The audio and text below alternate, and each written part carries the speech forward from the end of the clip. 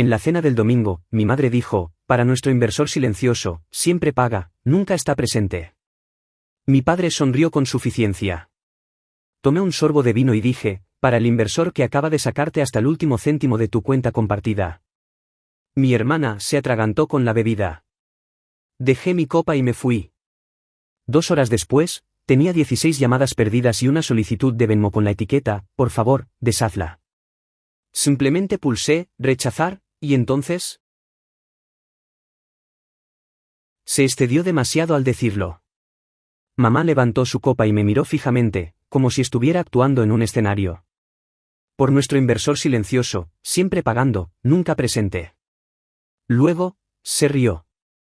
No una simple risita, sino esa risa de autosatisfacción que usaba cuando pensaba que había dicho algo ingenioso. Papá sonrió, como si estuviera orgulloso de ella. Amanda también se rió, tratando de no atragantarse con el vino. Todos pensaron que era muy gracioso. Esa fue la parte que se me quedó grabada. Realmente les pareció divertido. Esa noche, me di cuenta de que no solo me daban por sentado. Me habían convertido en un chiste. Me quedé allí sentado por un segundo, miré el vino en mi copa, luego de nuevo a las 3 personas a las que me desvivía por apoyar. Mamá, que no había trabajado un solo día desde que abrí el negocio, pero de alguna manera tenía el título de directora de estrategia en LinkedIn. Papá, que no había aportado ni un solo cliente, pero siempre hablaba de cómo le iba a su empresa. Amanda, que no podía completar una jornada laboral sin un descanso de autocuidado y aún así esperaba bonificaciones cada trimestre. Tomé un largo sorbo de vino y dejé la copa sobre la mesa. Por el inversor que acaba de sacar cada centavo de su cuenta compartida. Amanda soltó un extraño chillido de tos y se tapó la boca con una servilleta. La sonrisa de papá desapareció. El rostro de mamá no cambió, simplemente se quedó en blanco como si su cuerpo aún no hubiera procesado las palabras. Me levanté con calma y salí. Sin arrebatos, sin palabras de despedida, solo silencio. Dejé la servilleta sobre la mesa y dejé que la puerta principal se cerrara detrás de mí. No me fui a casa. Reservé un hotel a 15 minutos, pedí la cena e ignoré cada llamada. A medianoche, tenía 16 llamadas perdidas, 3 mensajes de texto que pasaron de la confusión a la ira y a la súplica, y una solicitud de Venmo de Amanda titulada, por favor, deshace esto. Presioné rechazar y apagué mi teléfono. Lo que ninguno de ellos sabía era que este no era un movimiento impulsivo. Llevaba meses observándolos. No solo lo que gastaban, aunque los gastos comerciales eran insultantes, sino la forma en que hablaban de mí. Las cosas se escapaban. Un cliente me dijo que mi mamá había dicho que yo era solo una figura decorativa. Una de las amigas de Amanda dejó escapar que Amanda le decía a la gente que yo realmente no hacía nada. Mi propio padre me presentó en una boda como alguien que tuvo suerte en el éxito. Eso se me quedó grabado. Mientras tanto, yo estaba financiando sus vidas. La casa en la que vivían, comprada por mí. Los coches alquilados a nombre de la empresa. Los salarios que cobraban cada 2 semanas, firmados por mí. Y el negocio del que se jactaban. Lo construí desde cero. Hice las conexiones. Me enfrenté al caos. Pasé las noches en vela. Cuando empezó a crecer, no contraté a extraños. Lo mantuve en la familia. Pensé que estaba haciendo algo noble. Dándoles estabilidad, propósito. Todo lo que les di fue un poder que no se ganaron. La oficina se convirtió en su patio de recreo. Mamá venía tal vez una vez a la semana a revisar cosas, lo que significaba principalmente beber lattes caros y chismorrear en la sala de descanso. Papá convirtió su oficina en un santuario para objetos de interés deportivo y pasaba más tiempo mirando los marcadores bursátiles que haciendo algo útil. Amanda llamaba enferma con más frecuencia de lo que aparecía y aún así pensaba que merecía un ascenso porque tenía una visión sólida. Y lo dejé pasar. Mes tras mes, me decía a mí mismo que estaban aprendiendo, adaptándose. Que la familia era lo primero. Me decía a mí mismo que la lealtad importaba más que la productividad. Pero cada vez que les daba más cuerda, la usaban para ahorcar sus propios egos. Así que dejé de ser generoso. Una semana antes de la cena, creé nuevas cuentas, moví el dinero, no solo de la cuenta compartida, sino de cada tarjeta de la empresa a la que tenían acceso. Le dije al contable que congelara cualquier gasto que presentaran a menos que yo lo aprobara. Reescribí sus contratos. Legalmente, seguían siendo empleados, pero ahora tendrían que demostrar su valía si querían quedarse. Simplemente no lo sabían todavía. Se suponía que el domingo sería su emboscada. Conozco demasiado bien a mi mamá. Ella planeó esa línea. La practicó. Pensó que me iba a poner en mi lugar. Lo que ella no sabía era que estaba entrando en el mío. La expresión en sus rostros cuando dije lo que dije, cuando salí y no miré atrás, fue la primera vez en años que vi siquiera un atisbo de lo que solían ser. Conmocionados, vulnerables, inseguros. Dormí mejor esa noche de lo que había dormido en meses. Estaban a punto de darse cuenta de que la base sobre la que estaban parados no era suya. Era mía, y ya no iba a fingir que se habían ganado ninguna parte de ella. A la mañana siguiente, ni siquiera tuve que revisar mi teléfono para saber qué tipo de tormenta se estaba avecinando. Lo encendí y observé cómo la pantalla se iluminaba como un árbol de Navidad. Llamadas perdidas de mamá, Amanda, papá, mensajes de texto grupales, mensajes de voz. Luego llegaron los correos electrónicos, algunos sonando confundidos, otros enojados y algunos aderezados con esa sutil culpa que habían dominado a lo largo de los años. Amanda envió uno largo. Dijo que estaba conmocionada por mi comportamiento, cómo los había avergonzado en nuestro espacio familiar y cómo había puesto en riesgo el negocio. No respondí. Luego llegó el correo electrónico de mamá, más corto, más frío. Estoy decepcionada, Brian. Podrías haber manejado esto como un profesional. La ironía casi me hizo reír. Ella no había actuado como una profesional ni un solo día en esa oficina. Papá no envió un correo electrónico. Simplemente envió un mensaje de texto. Seamos hombres y hablemos cara a cara. Estaré en el club hasta el mediodía. Me quedé en silencio. Dejé que todo se asentara. Al final del día, Amanda estaba bloqueada de su tarjeta de la empresa. La recepción me había llamado antes para preguntar si todavía tenía privilegios de gasto. Dije que no. Se enteró por las malas cuando intentó comprar el almuerzo para ella y un posible socio de marca y la tarjeta fue rechazada 2 veces. Terminó llamando al asistente de la oficina para que lo cubriera.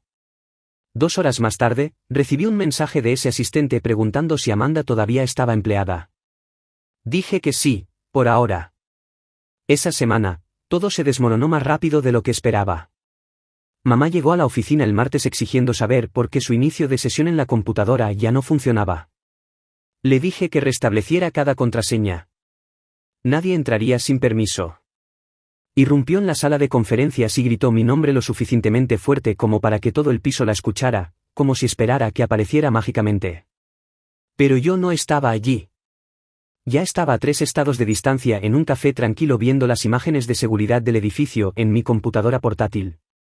Papá fue el siguiente en descontrolarse. Había estado usando su correo electrónico de la empresa para enviar consejos bursátiles a sus compañeros de golf, ninguno de los cuales tenía nada que ver con nuestro negocio, y lo había señalado. Lo eliminé de cada lista de la empresa. Se enteró cuando intentó confirmar su asistencia a una importante cena con un cliente y le dijeron que no tenía autorización. Empezaron a llamar de nuevo. No respondí. Cuando Amanda se dio cuenta de que su ascenso que había estado promocionando durante 6 meses no iba a suceder porque nunca lo aprobé, ni siquiera había oído hablar de él, apareció en mi condominio. Yo no estaba allí. Mi vecino me envió un mensaje de texto diciendo que una mujer estaba golpeando mi puerta y maldiciendo a la cámara del pasillo. Lo que ninguno de ellos entendió fue que esto no se trataba solo del dinero. No se trataba de los chistes ni del brindis en la cena, ni siquiera de las mentiras que le contaban a la gente sobre mí. Se trataba de los años que les había permitido comer de un plato que no habían ayudado a llenar. Los años que les di oportunidad tras oportunidad, y la usaron para inflarse en lugar de construir algo que valiera la pena. Durante demasiado tiempo, pensé que les debía algo porque eran familia. Ahora, estaban a punto de aprender lo que sucede cuando la persona que subestimaron finalmente deja de seguir el juego. Y eso fue antes de que empeoraran las cosas. Aún no habían tocado fondo. Ni siquiera cerca. Pero estaban a punto de hacerlo. Era como si quisieran que los despidieran.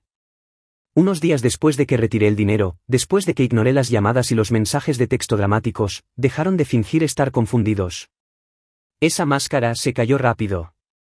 Y lo que vino después no fue tristeza ni siquiera culpa. Fue represalia. Se hicieron públicos. Comenzó con una publicación en Facebook de mi mamá, una foto de ella, Amanda y mi papá todos elegantes en alguna subasta benéfica que no había patrocinado, de pie frente a una pancarta falsa de paso y repetición. Claramente se imprimieron a sí mismos con el logotipo de mi empresa estirado y pixelado en el fondo. El título, Seguimos siendo fuertes incluso cuando la base se derrumba. La familia primero, la base se derrumba de verdad. Luego, Amanda saltó a LinkedIn. Publicó un largo hilo dramático sobre la cultura tóxica de las startups y los fundadores que abandonan a su equipo en tiempos de cambio.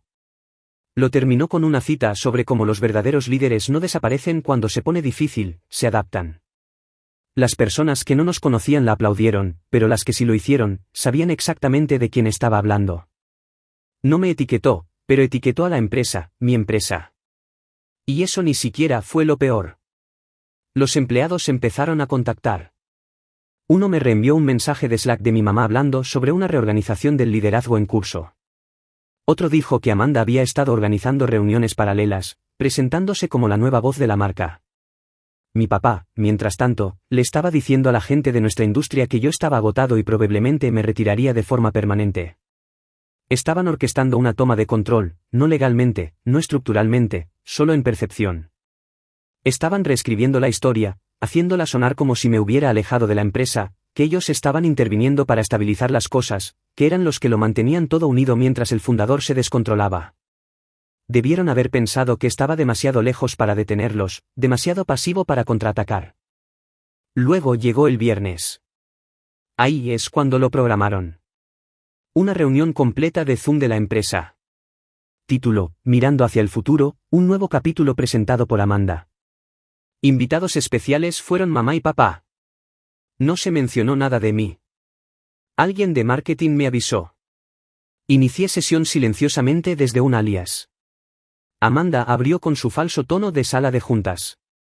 Habló de transiciones y realineación de prioridades. Mi papá intervino sobre cómo un liderazgo fuerte requiere presencia diaria. Mamá dio su monólogo habitual sobre la visión y como siempre supo que esta empresa se convertiría en algo más colaborativo. Nunca usaron mi nombre una sola vez. No por respeto, sino por estrategia. Estaban tratando de borrarme. Querían dirigir la empresa sin que yo la dirigiera. Querían el control sin el peso. Querían usar la corona sin levantar el martillo que construyó el lugar. Ni siquiera vi toda la llamada. Ya estaba marcando a mi abogado antes de que Amanda terminara su frase sobre llevar la marca en una nueva dirección. Las destituciones fueron rápidas. Para el lunes por la mañana, Recursos Humanos había entregado 3 cartas de despido formales. Sus correos electrónicos estaban bloqueados, su acceso a las cuentas de la empresa borrado. A seguridad se le dijo que no los dejara entrar al edificio sin autorización. Me aseguré de que cada documento que habían firmado cuando los contraté fuera hermético. Habían pasado la semana pintando una imagen de un nuevo comienzo, así que les di uno. Solo que esta vez, no serían parte de él. No pensaron que realmente lo haría. Incluso después de todo, después de las cuentas despojadas, las tarjetas revocadas, las humillantes consecuencias de ese patético truco de Zoom, todavía pensaban que estaba fanfaroneando. Como si finalmente regresara arrastrándome de la forma en que siempre lo hacía. Como si me calmara, convocara una reunión, ofreciera alguna versión diluida del perdón y les permitiera mantener sus asientos en la mesa que no construyeron. Así que cuando Amanda entró a la oficina el lunes por la mañana como si todavía fuera dueña de algo, no me sorprendió. Simplemente confirmó que tomé la decisión correcta. No estaba allí para verlo, pero seguridad me dijo que entró con fuerza, con los tacones haciendo clic como una banda sonora, café helado en mano, exigiendo que alguien abriera su oficina. No pasó del vestíbulo. Discutió con la recepción durante 10 minutos completos antes de que llamaran. Les di una frase. Ella no trabaja aquí. La escoltaron afuera. Se fue directamente a Instagram Live. Ese era su movimiento predeterminado. Organizó un colapso antes de que la realidad pudiera alcanzarla. De pie en la acera con gafas de sol demasiado grandes para su rostro, despotricó sobre una cultura laboral tóxica y ser sorprendida por la política interna. Sus seguidores inundaron los comentarios con corazones y mensajes de «te mereces algo mejor». No sabían que había estado cobrando cheques durante 2 años sin cerrar un solo contrato. Mientras Amanda estaba en las redes sociales, mamá y papá estaban trabajando por teléfono.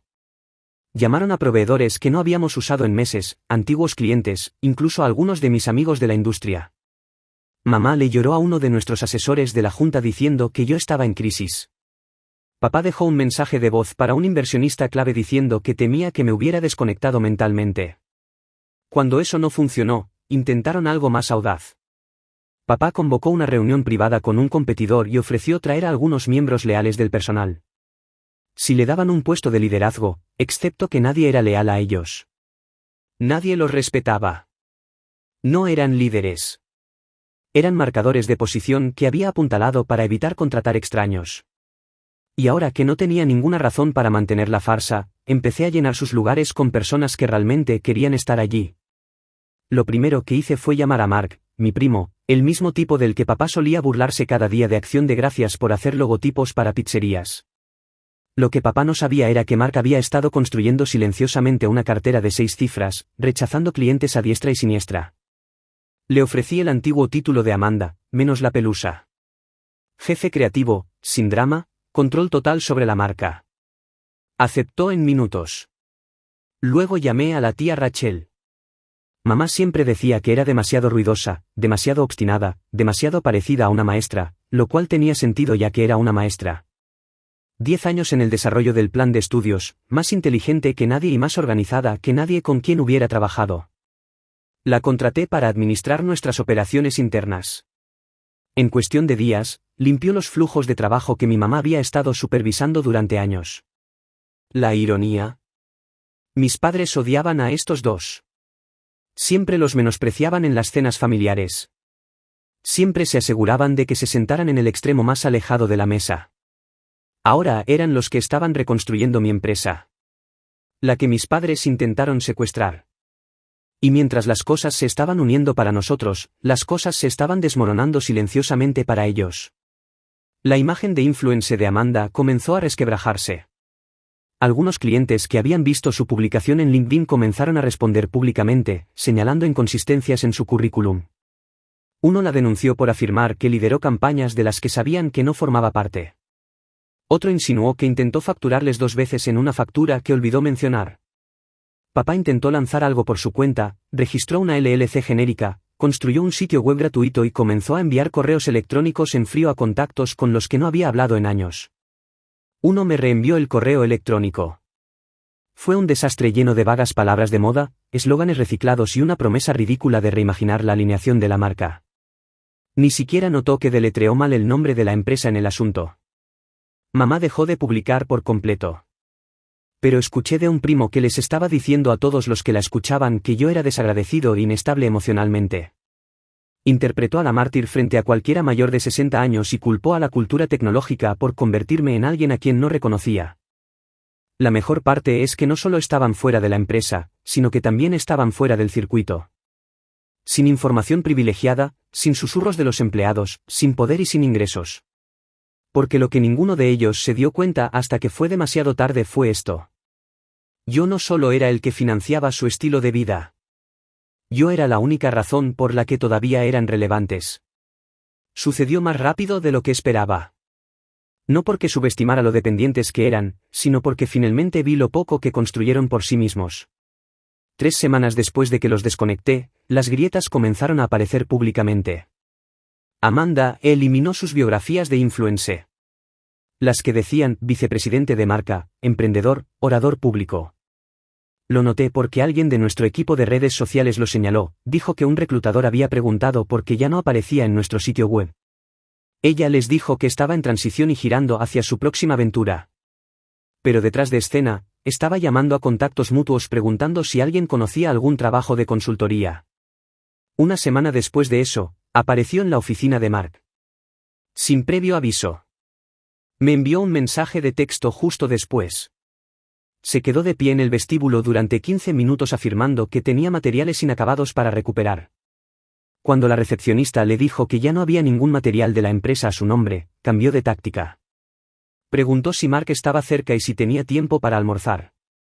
Obviamente, no lo tenía. Pero lo que me llamó la atención fue algo más. Había dejado un sobre de Manila en el escritorio.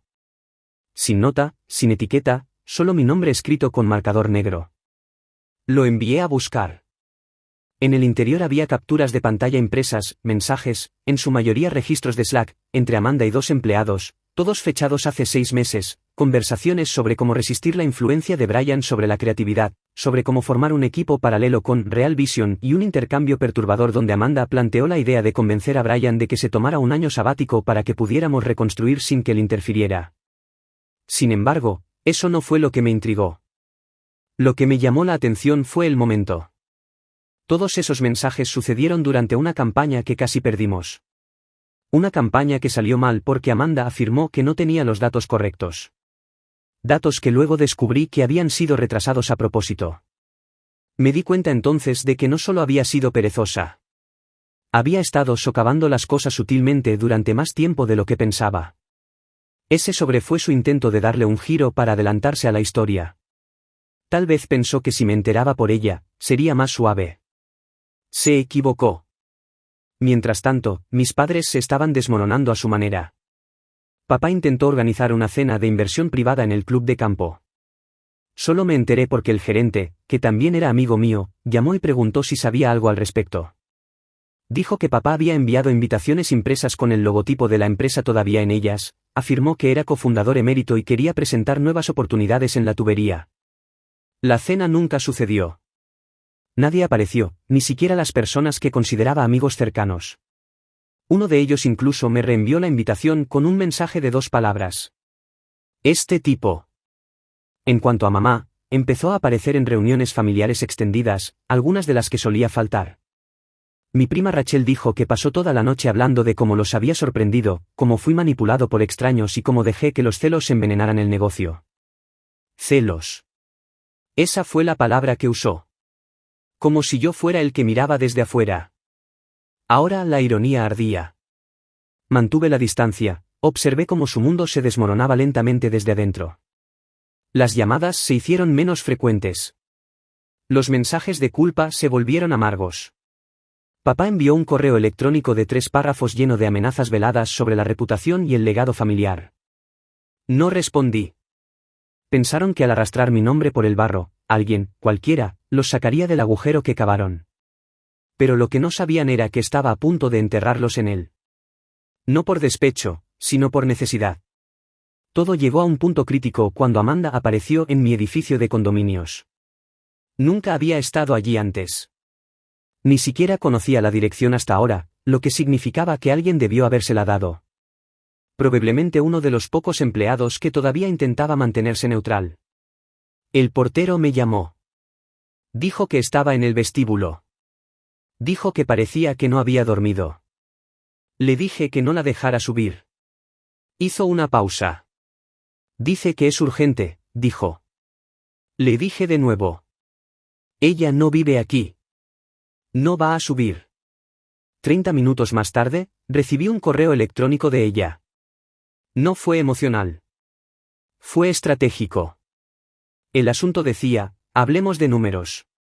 Estaba ofreciendo alejarse de todo. Sin demandas, sin desorden de relaciones públicas, sin entrevistas con los medios a cambio de un solo pago. Un aterrizaje suave, lo llamó. No respondí. Envió otro al día siguiente. Este era más corto. Por favor, por el bien de papá y mamá. Lo reenvié a la asesoría legal.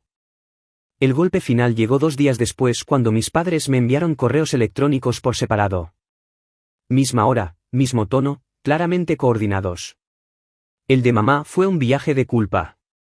Dijo que nunca había querido que las cosas llegaran a esto. Que estaba luchando por aferrarse a su casa. El de papá fue más frío. Envió una solicitud directa de Venmo por $14,200 etiquetada como préstamo puente urgente. Lo rechacé de inmediato. Pensaron que estaban siendo inteligentes, probando diferentes ángulos. Pero lo que no se dieron cuenta fue que el daño ya estaba hecho. Habían ido demasiado lejos y ahora estaban tratando de regresar arrastrándose sin poseer nada. Querían ayuda sin rendir cuentas. Querían paz sin disculpas. Los vi descontrolarse desde la distancia.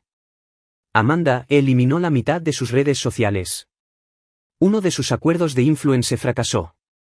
Aparentemente, mencionó a la empresa en la presentación, y cuando hicieron una verificación de antecedentes, la sacaron. La patética LLC de mi papá nunca despegó. Silenciosamente, eliminó el sitio web. Mi mamá envió currículums a algunas organizaciones sin fines de lucro, pero cuando una de ellas se comunicó para pedir una referencia, me llamaron. Dije la verdad. No adorné. No difamé. Simplemente respondí a sus preguntas. No, ella no participó en ningún proceso de toma de decisiones.